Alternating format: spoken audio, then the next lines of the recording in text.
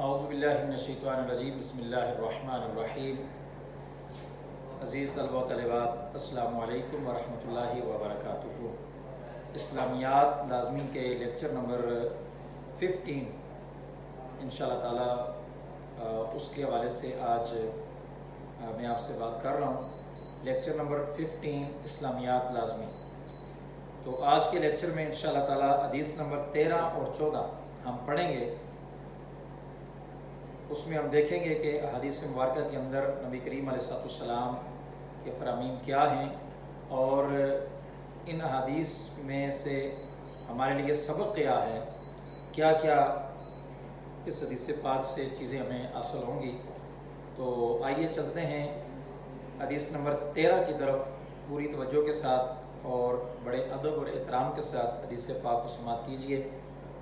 Syllabus میں اسلامیات کی بک میں منتخب احادیث ہیں، جن میں سے پیپر میں 4 نمبر کا جو پیپر ہے 50 میں سے 4 نمبر کا جو پیپر ہے وہ احادیث میں سے آتا ہے، اور وہ منتخب احادیث ہیں، 15 احادیث ہیں کل۔ تو ان 15 احادیث میں سے 2 احادیث پیپر میں لازمی آئیں گی۔ طریقہ کار یہ ہوتا ہے کہ حدیث پاک پیپر میں عربی متن لکھا ہوتا ہے، پیپر کے اندر آپ نے اس کا با محاورہ ترجمہ کرنا ہوتا ہے۔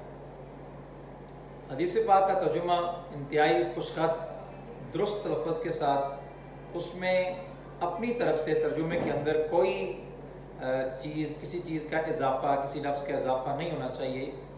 اور حدیث پاک کا ترجمہ پیپر میں جو لکھنا ہوتا ہے اس میں مفہوم نہیں لکھنا ہوتا، با محاورہ ترجمہ لکھنا ہوتا ہے۔ ورڈ ٹو ورڈ بھی نہیں لکھنا، جس طرح مشکل الفاظ کے معنی بندہ لکھتا ہے، جس طرح کہ لا نہیں، یؤمنو وہ مومن نہیں، احدکم تم میں سے کوئی ایک، اس طرح بھی نہیں۔ با محاورہ ترجمہ جس میں ایک مکمل ایک جملہ ہوتا ہے، جس میں ایک بات کلیئرٹی کے ساتھ سمجھ آ رہی ہوتی ہے، تو با محاورہ ترجمہ لکھنا ہوتا ہے۔ تو 4 نمبر کا پیپر ہے 50 میں سے احادیث کا۔ تو اس کا مطلب یہ ہے کہ اگر یہ 15 احادیث کا ترجمہ بیٹا آپ یاد کر لیتے ہیں تو اٹ مینس کہ آپ کا 4 نمبر کا جو پورشن ہے 50 میں سے وہ کلیئر ہو چکا ہے۔ باقی آپ نے 46 مارکس کی آپ نے تیاری کرنی ہے۔ تو آئیے آج کے ٹاپک کی جانب چلتے ہیں۔ جیسا کہ میں نے آپ سے کہا کہ آج ہم حدیث نمبر 13 اور 14 پڑھیں گے، سلیبس کی حدیث نمبر 13 اور 14۔ حدیث نمبر 13، دع ما یریبک الی ما یریبک فإن الصدق طمأنینۃ وإن الکذب ریبۃ۔ اس حدیث پاک کا حوالہ ہے سنن ترمذی حدیث نمبر 2518۔ نبی کریم صلی اللہ تعالی علیہ وآلہ وسلم کا فرمان ہے، مشکوک اور مشتبہ چیز کو چھوڑ کر وہ اختیار کرو جو مشکوک اور مشتبہ نہ ہو، بے شک سچائی اطمینان کا باعث ہے۔ فإن الصدق، بے شک سچائی، طمأنینۃ، طمانینت، اطمینان کا باعث ہے۔ وإن الکذب، اور بے شک جھوٹ، ریبۃ، شک کا باعث ہے۔ تو یہ فرمان ہے آقا کریم صلی اللہ علیہ وآلہ وسلم کا کہ مشتبہ جو چیزیں ہیں، جو شکوک و شبہات میں ڈالنے والی چیزیں ہیں، ان چیزوں سے ہمیں جو ہے حتی الامکان کوشش کرنی چاہیے کہ ہمیں بچنا چاہیے۔ اچھا، مشتبہ چیزیں کون سی ہیں؟ تھوڑی سی میں اس حدیث پاک کی وضاحت کرنا چاہتا ہوں۔ کوسچن از دیٹ، مشتبہ چیزیں ہیں کون سی؟ تو اس میں عرض یہ ہے کہ مشتبہ چیزیں وہ امور ہیں جن کے حلال یا حرام ہونے میں انسان کو شک، کلیئر نہ ہو، جو واضح نہ ہو، جن کے بارے میں واضح علم موجود نہ ہو، جن میں حلال و حرام دونوں کا احتمال موجود ہو، جن کے کرنے سے گناہ یا حرام میں پڑنے کا خطرہ موجود ہو۔ اس کی چند ایک مثالیں بھی ہیں۔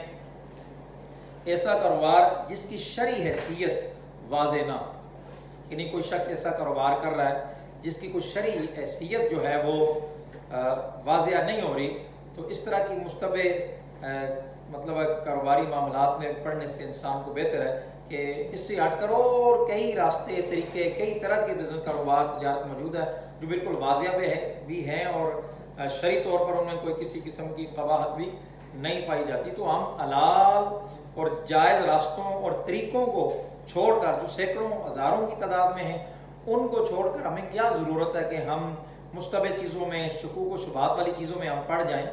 ٹھیک ہے, تو لہٰذا ایسا کاروبار جس کی کوئی شرعی حیثیت واضح نہ ہوتی ہو تو اس کو آپ چھوڑ دیں. پھر ایسی کمائی جس کے حلال ہونے پر شبہ, بہت ساری ایسی کمائیاں ہوتی ہیں کہ بعض احباب کوسچن بھی کرتے ہیں, تو ایسی کمائی جس کے حلال اور جائز ہونے کے لیے آپ کو بہت زیادہ پوچھنا پڑے, آپ کو دیکھنا پڑے کہیں قرآن حدیث کی روشنی میں, تو وہ بھی آپ کو اگر جواب نہ ملے تو اس کے حلال اور جائز ہونے کے بارے میں, تو ایسی کمائی کو بالکل آپ چھوڑ دیں. ایسی کمائی آپ سمجھ جائیں کہ وہ آپ کے لیے مناسب نہیں ہے تو ایسی کمائی کو بالکل ترک کر دینا چاہیے. ایسی خوراک یا مشروب جس کے اجزاء معلوم نہ ہو, ان کوئی ایسا مشروب ہے اب ہمیں تو کلیئر نہیں ہے کہ کس نے بنایا, کیسے بنایا, اس کے بننے میں اس کے میٹیریل کے اندر کیا کیا اجزاء شامل کیے گئے ہیں, کہیں کوئی حرام کی آمیزش اس کے اندر ہو سکتی ہے, تو اس طرح کی مشتبہ چیز کو کھانے پینے کی کیا ضرورت ہے, اس سے بچنا چاہیے. اس کے مقابلے میں بیٹا ہزاروں اللہ تعالیٰ کی نعمتیں موجود ہیں, پینے کی, کھانے کی, اس طرح کی سینکڑوں نعمتیں موجود ہیں جو بالکل واضح بھی ہیں اور حلال بھی ہیں, طیب و طاہر بھی ہیں. ان کو انسان کو جو ہے استعمال کرنا چاہیے, کھانا چاہیے, ان کو جو ہے وہ مشروبات انسان کو استعمال کرنے چاہیے.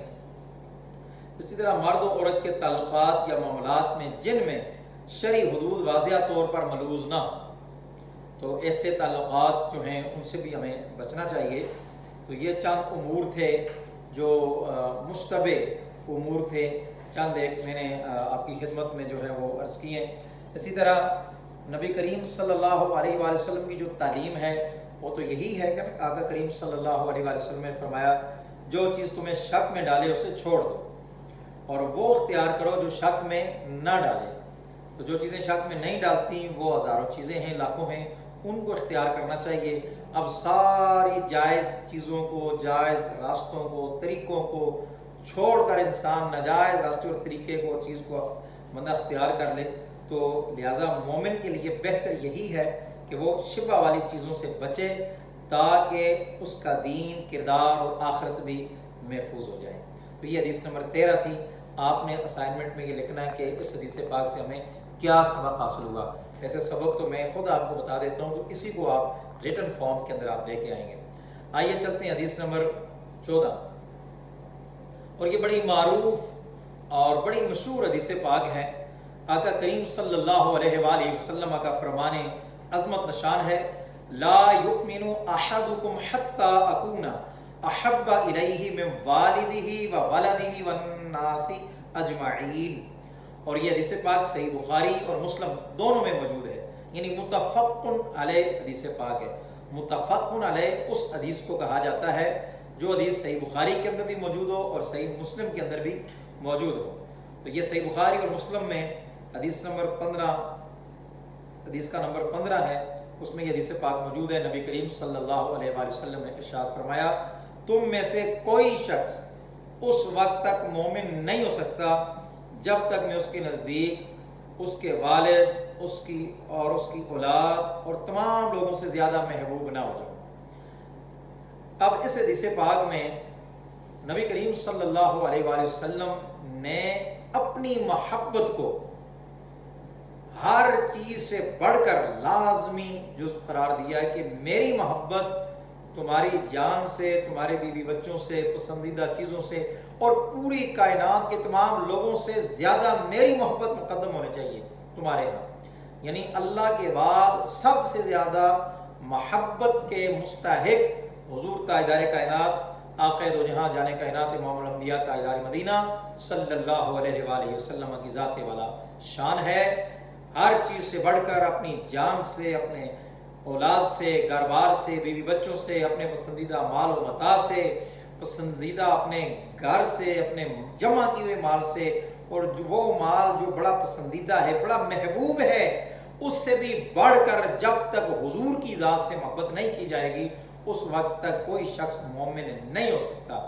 تو ایمان کا معیار کیا ہے؟ آقا علیہ السلام کی محبت، ایمان کی کسوٹی حضور ہیں، حضور سے محبت ہے تو پھر باقی بھی ساری چیزوں کی اوقات اور ان کی وقت، اگر حضور سے محبت نہیں ہے تو پھر جو ہے اس کی نماز، اس کا روزہ، اس کی زکوٰۃ اور اس کا حج اور اس کی دیگر عبادات، ان کی کوئی ویلیو نہیں ہے اگر دل میں آقا علیہ السلام کی محبت نہ ہو۔ نہ جب تک کٹ مرو میں شاہ بطحا کی عزت پر خدا شاہد ہے، کامل میرا ایمان ہو نہیں سکتا۔ تو اس حدیث پاک سے ہمیں یہ سبق حاصل ہوا کہ ہمیں ہر شے سے بڑھ کر حضور سے محبت کرنی چاہیے، اس لیے کہ اللہ کی سرتاب قدم شان ہے یہ، انسان ہی انسان، وہ انسان ہے یہ۔ ارے قرآن بتاتا ہے ایمان ان کو، اور ایمان یہ کہتا ہے میری جان ہے یہ۔ تو ایمان کی بھی جان اور بنیاد اور بیس، مرکز اور محور ایمان کی بھی وہ حضور علیہ السلام کی ذات ہے۔ تو اس لیے حضور علیہ السلام سے ہر چیز سے بڑھ کر محبت کرنی چاہیے، یہی ایمان کا تقاضا ہے۔ یہ 2 احادیث تھیں، ان احادیث سے ہمیں کیا سبق حاصل ہوا، اس کو آپ 7-8 لائنوں میں اپنی نوٹ بک پر، رجسٹر پر، ریٹن فارم میں آپ ضرور لکھیں۔ انشاءاللہ تعالیٰ جب ادارہ کھلے گا تو یہ جو لیکچرز آپ کو دیے تھے تو اس کی روشنی میں انشاءاللہ تعالیٰ اس کے بارے میں آپ سے کوسچن کریں گے، اسائنمنٹ کے بارے میں پوچھیں گے۔ جو بچہ اسائنمنٹ کر کے آئے گا انشاءاللہ اس کو ہم اپریشیٹ کریں گے۔ اللہ تعالیٰ آپ کو کامیاب کرے۔ نمازیں جو ہے نمازوں کی پابندی کریں، گھر میں دعاؤں میں ہمیں بھی یاد رکھیں، ادارے کو دعاؤں میں یاد رکھیں۔ انشاءاللہ تعالیٰ آپ کی کامیابی کے لیے ہمہ وقت ہم بھی دعا گو ہوں گے اللہ کے حضور۔ اللہ تعالیٰ آپ کو دین و دنیا کی سعادت مندی عطا فرمائے۔ والسلام علیکم ورحمۃ اللہ وبرکاتہ۔